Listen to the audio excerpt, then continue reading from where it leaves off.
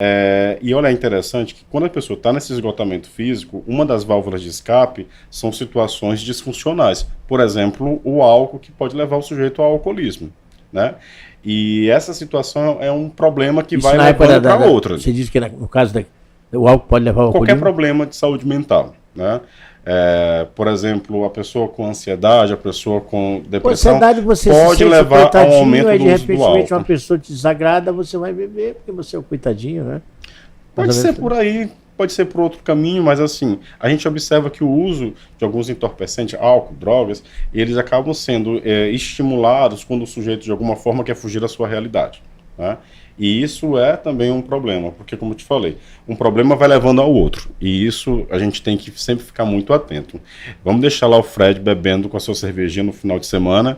Eu acredito que a grande preocupação da minha amiga Cláudia é sempre que ele está com o pé do copo, não dela, né, dançando, né?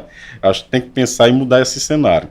Mas quando a gente fala sobre os profissionais de saúde, aí eu falo também sobre depressão, eu falo também sobre ansiedade, eu falo também sobre burnout, mas também falo sobre tantas outras coisas assim que passam pelo profissional e acabam sendo como posso dizer assim, invisíveis, por conta que acabam que não sendo um sujeito que seja cuidado.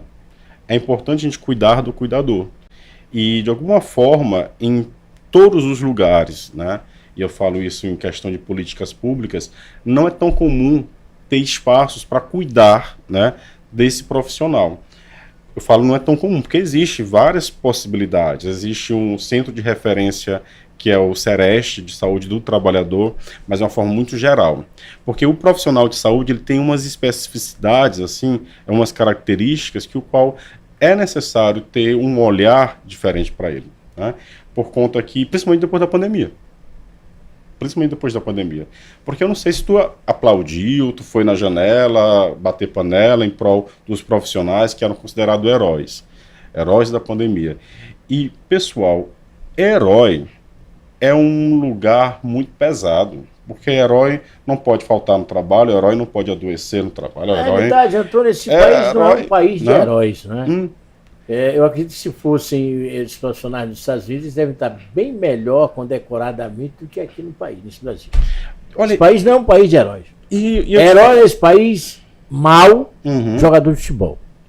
Eu não sei, né? Porque os meus jogadores aí estão todos perdendo tudo. Né? Tu é vascaíno? Não sou. Eu sou. Mas eu tive numa leva aí, tava pesada. E eu não vou revelar aqui meu time, não. Eu sou vascaíno, mas se vai ser agora, vai ter bullying agora comigo. Mas assim, não em todos os lugares, Jonas, em todos os lugares.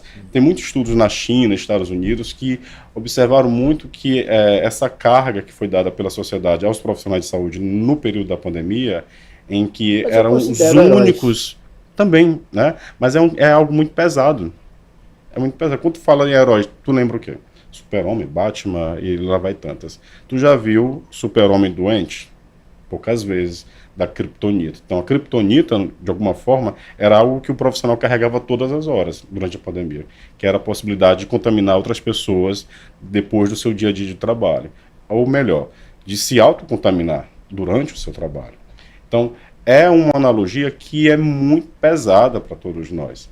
E, de alguma maneira, eu entendo que quando foi colocada essa situação do herói, era realmente para valorizar, para olhar para esse sujeito e dizer assim, olha, você é muito importante para mim.